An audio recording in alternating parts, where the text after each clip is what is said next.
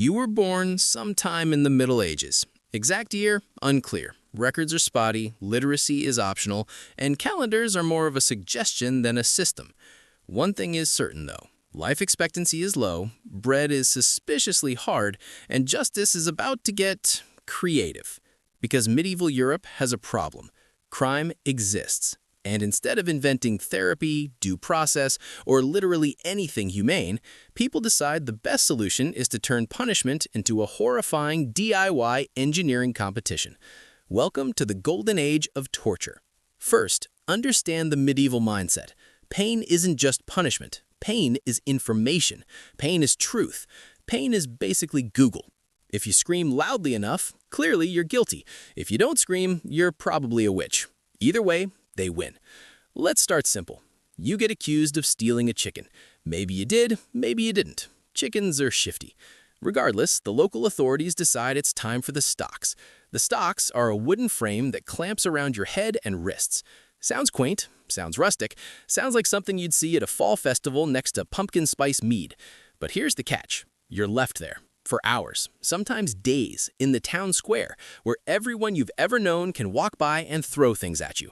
Rotten fruit, mud, rocks, the occasional philosophical insult. Children you babysat last week are now pelting you with cabbage while their parents applaud. Public humiliation is the entire point.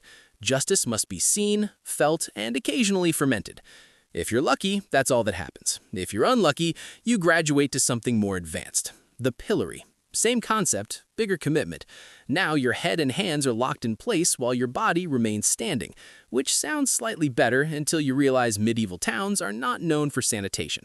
Dogs sniff you, drunks lecture you, someone absolutely throws fish cuts. Also, your neck cramps. Badly. There is no chiropractor, there is only suffering and a guy named Bernard who keeps yelling that you deserve it. But medieval justice isn't satisfied with mild torment. Oh no, they want innovation. Enter the rack. Now we're getting serious.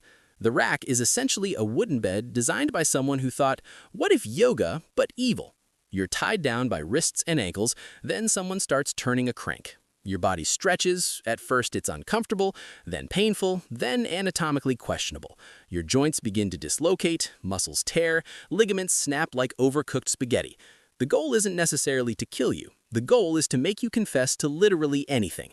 Did you steal the chicken? Yes. Did you worship demons? Also yes. Did you invent taxes? Sure, why not? Congratulations, truth has been achieved. And if that feels excessive, don't worry, medieval authorities have options. Maybe they decide to try the strappado. This method is deceptively simple. Your hands are tied behind your back, then you're hoisted into the air by a rope attached to your wrists. Gravity immediately files a complaint. Your shoulders begin to dislocate. Your arms feel like they're trying to resign from your body. Sometimes they drop you suddenly, stopping just before you hit the ground. This adds bonus spinal panic. It's basically trust fall exercises with zero trust and maximum falling. But medieval torture isn't just about brute force. Sometimes it's about psychological flair. Take the Iron Maiden. Picture a tall metal coffin lined with spikes. You're placed inside, the door closes, the spikes don't usually kill you instantly, that would be too efficient.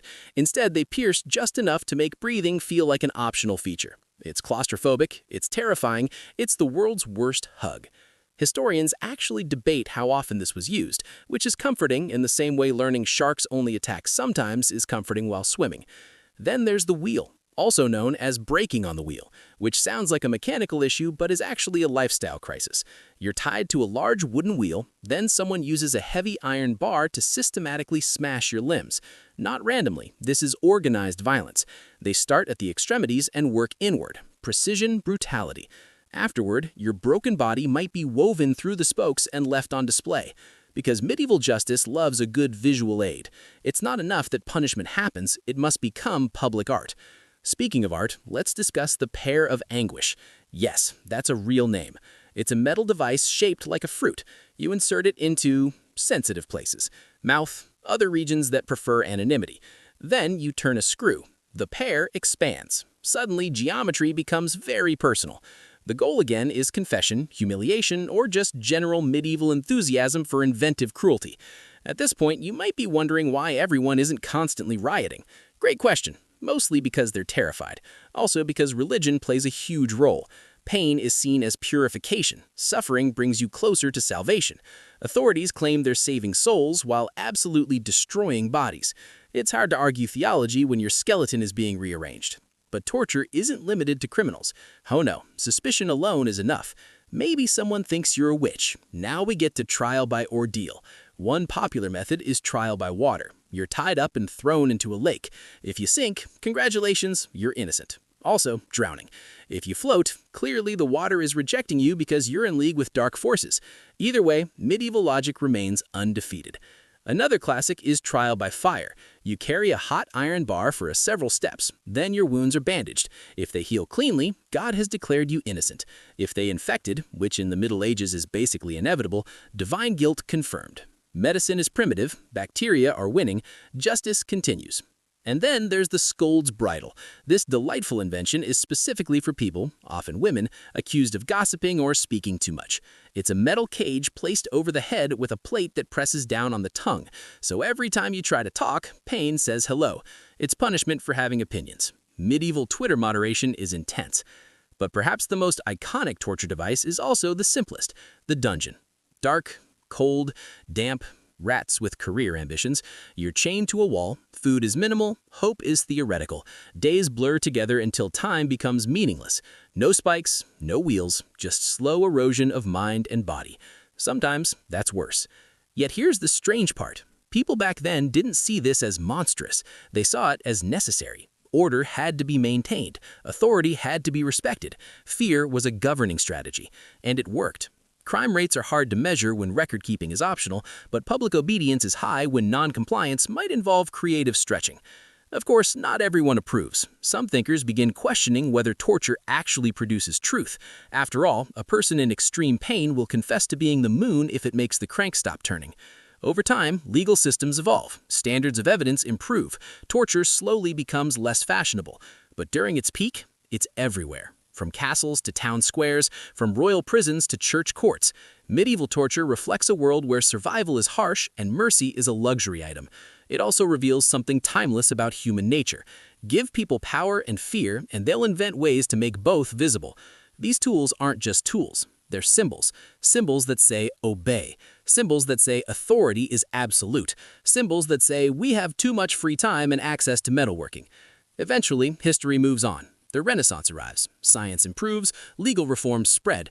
Torture doesn't disappear completely, humanity never fully deletes its worst ideas, but the medieval obsession with theatrical suffering fades.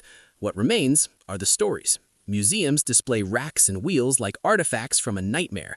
Tour guides explain them with cheerful enthusiasm. Tourists take selfies next to devices designed to dismantle vertebrae. Time turns horror into curiosity.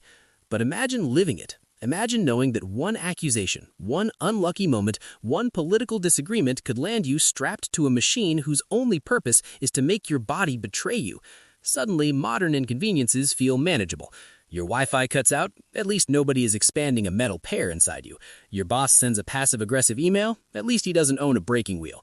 Perspective is powerful. Medieval torture methods were brutal, inventive, and deeply tied to the beliefs of their time. They remind us that progress isn't guaranteed. It's built slowly, often in response to centuries of suffering. They also prove one undeniable fact. Human beings are incredibly creative. Sometimes that creativity builds cathedrals. Sometimes it invents the rack. History contains both, and understanding that contradiction is part of understanding ourselves. Because the Middle Ages weren't just darkness and cruelty. They were also faith, community, art, exploration, and survival against overwhelming odds. But when justice went wrong, it went very, very wrong.